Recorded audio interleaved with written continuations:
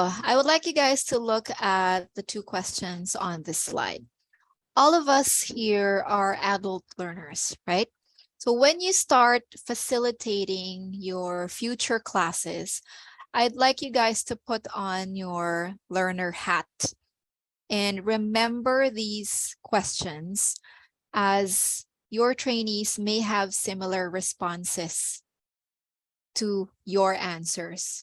So this will help you in the long run because adult learning is more learner focused, okay? And the essence of adult learning is to make sense of different experiences, okay? So adult learners, you have to remember that if not all of us, most of us learn best by experiencing and by doing stuff, okay? Instead of the old school way of just memorizing like what we were taught in high school. Okay. Right, so who are your adult learners?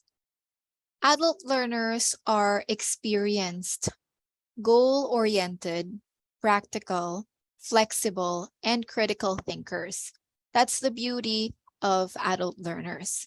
At the same time, since adult learners are already experienced, it may be difficult for us trainers sometimes to break barriers, right? Because let's face it, a lot of us are already stubborn when it comes to handling different situations and learning new processes, because we already think that what we're doing is already working. So why change it, right? Like what JP said earlier, change takes effort and it takes energy, okay?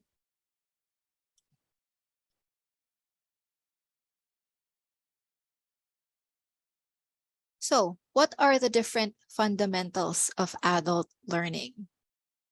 First off is active participation. So I'm pretty sure a lot of you or all of you have already conducted trainings, right? Again, adult learners tend to be more engaged and more motivated when they are included in the learning process, okay? So it cannot be done the way we were taught in high school or college or grade school, where the teacher was the only one who did all of the talking, right? Like what we are doing right now, I ask you guys questions and I ask you guys to share your experiences, because I believe that every one of us can learn from each other. Okay. Next, meaning and relevance.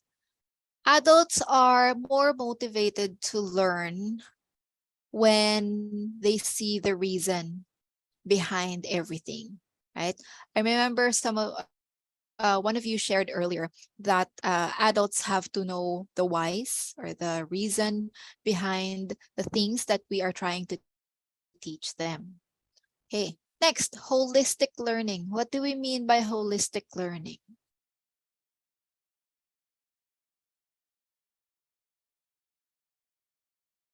Any ideas?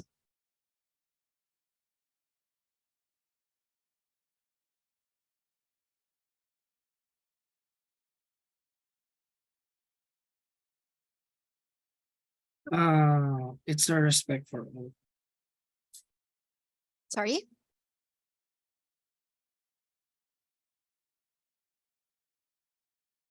I'm sorry, Steve, I didn't catch that.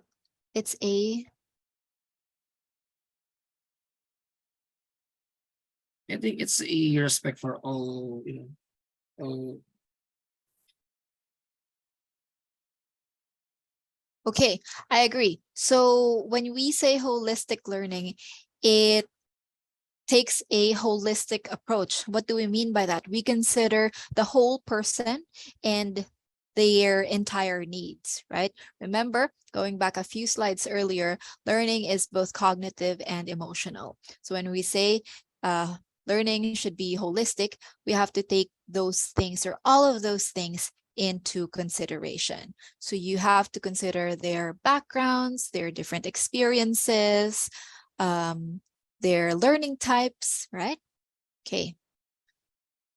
Let me know if I am going too fast, okay? If we're moving too fast, so that we can slow down a bit, and don't be shy to ask questions. Next, multisensory learning.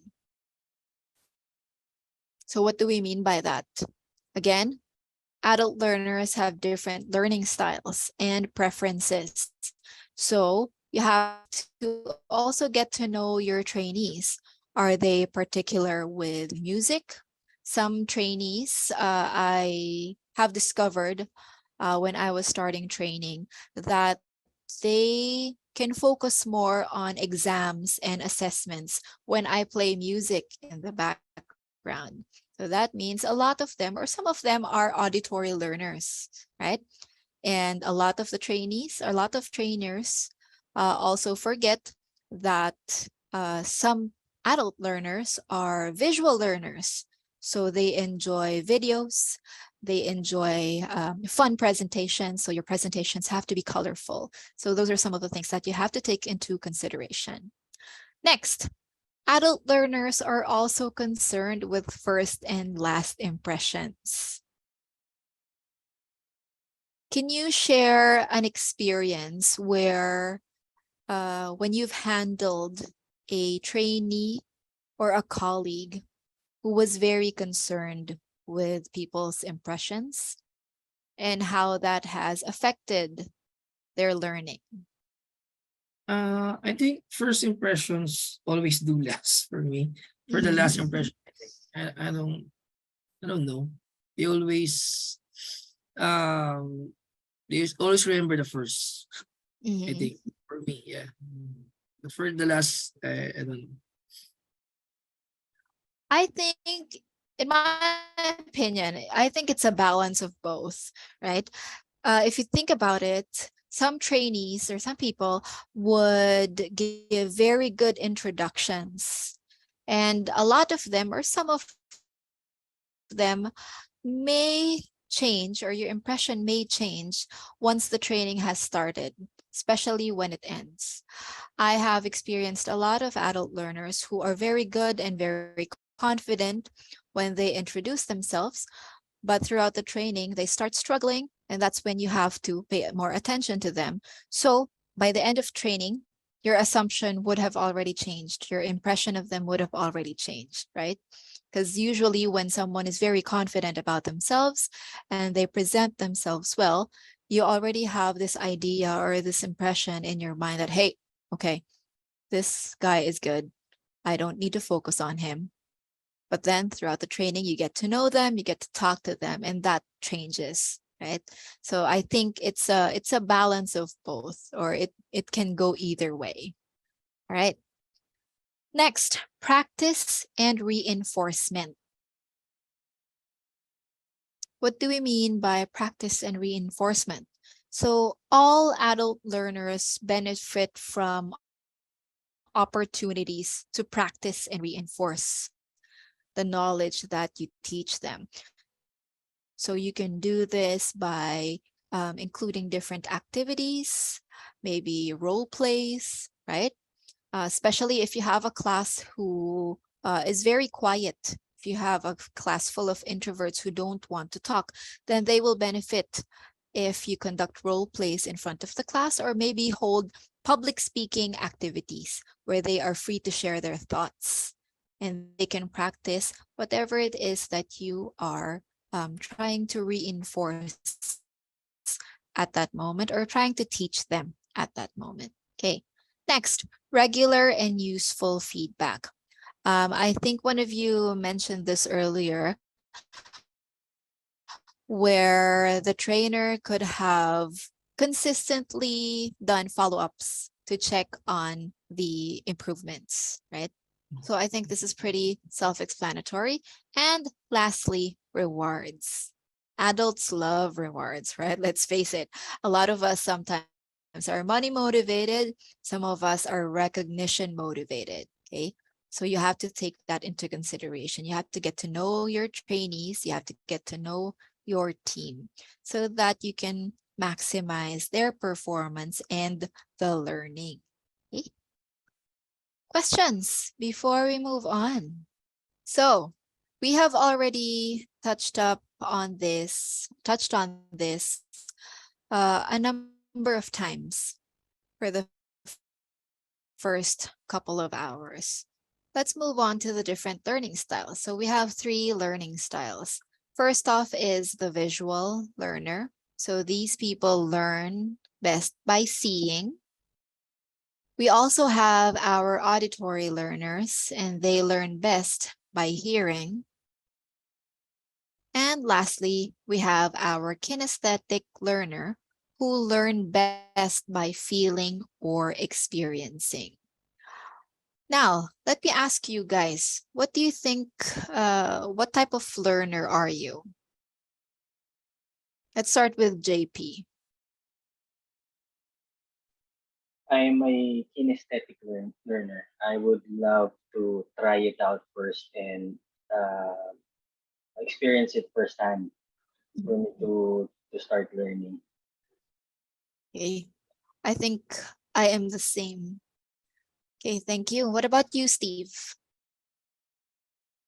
Well, it's the same for JP. I'm also a kinesthetic learner. Most of the time, I share my experiences also while teaching and Mhm, while from the staffs also. mhm. From my bosses, former bosses. I learn with their experience, and I think it's the best teacher is the experience through life. One of Mm. the best teacher as well. I agree. I completely agree with that. What about you, Mark? What type of learner do you think you are? Think ko ano, kinesthetic learner po. Oh, you're the same. Okay. I agree. I honestly think that most adult learners are kinesthetic learners, right? Because again, a lot of us or all of us already have prior experiences. Okay. Good. So let's move on to an activity. I would like you guys to think of different activities or maybe different visuals or things that you can do to address the different type of learners in your future classes or your future presentations. Okay, maybe just give three things to address the different learner styles.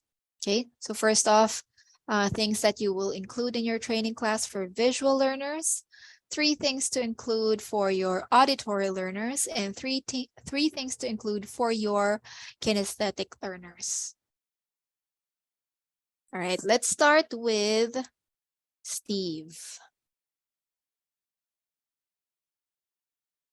Hi, good afternoon.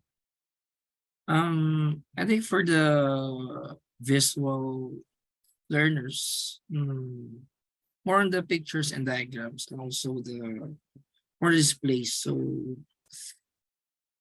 I think I'm gonna focus more on this, more on Mhm. the slides. Yeah. So for the auditory, I think more on the verbal directions, more on the group discussions, read Mhm. aloud, and also maybe talk through the problem.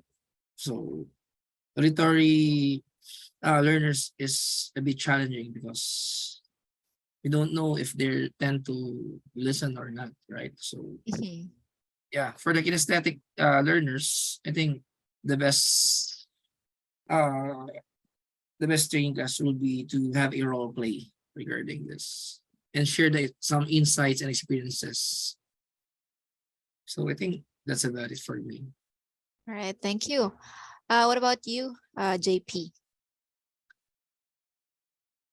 Um, I agree totally with Steve. I would also use videos just to add up Mhm. because it will address both the visual and auditory learners. As soon as you play the video, there are some visuals and there are sounds that the learners could use as reference. As for the kinesthetic, I would also include um, hands-on activities like, for example, role plays and um, examples that could serve as activities for the entire group. Mhm. Okay, true. Thank you. Also, if you guys, if you JP are, if you are handling the CS team, and are they just handling chats, or are they also handling calls? There is one team who's focused with chats, and there is another team which handles both chat and calls. Okay. So you can also conduct mock calls and mock Yeah, chats. agree. Yeah, Okay. correct. Mhm. All right, cool. And Mark, Hello. yes, we can hear you. For visual learners, I think you have to provide like presentation with pictures and videos Mhm. so that they can see what you're explaining. Yeah. Then for the auditory learner, Mhm. you have to be a good speaker and True. I like that you, sorry to cut you off, Mark. No. I like that you said that you have to be a good speaker when you're an auditory, when you have auditory learners, right? Because as a trainer, you want to make sure that you catch these people's attentions, right? And you want to make sure that you keep their attention. So when you have a trainer who is very soft spoken, then the tendency for your auditory learners is to tune out. Okay, good. I like that answer. Next. additional is share with experience, telling share experience. Then Okay. lastly is kinesthetic learner.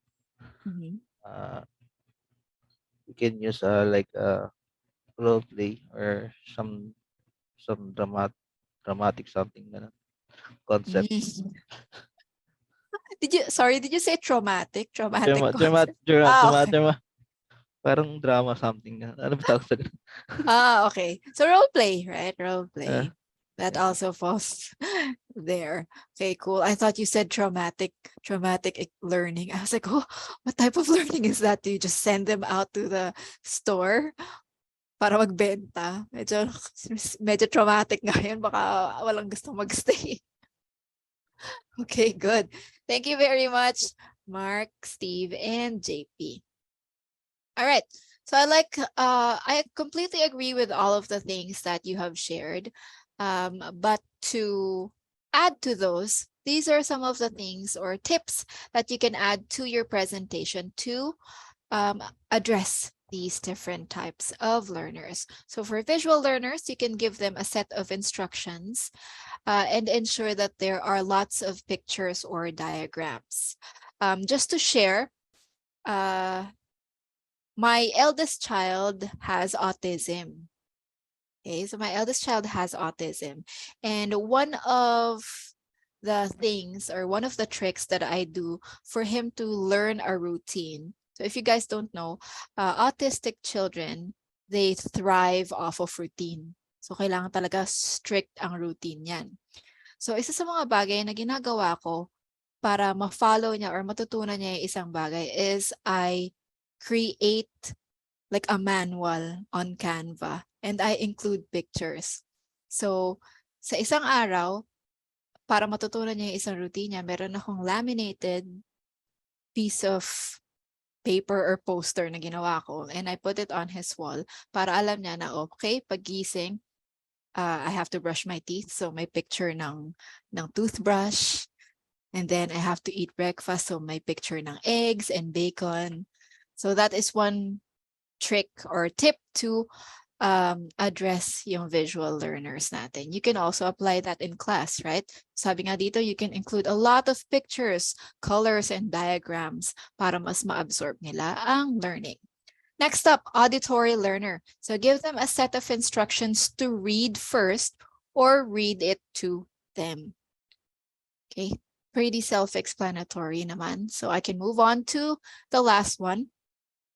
For kinesthetic learners, get straight in and demonstrate how to perform the task. So this is when you model the learning.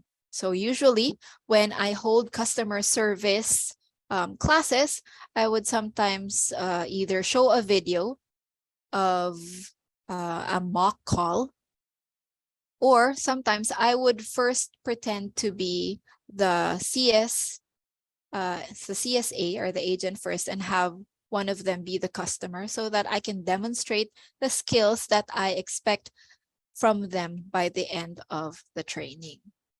Okay, cool.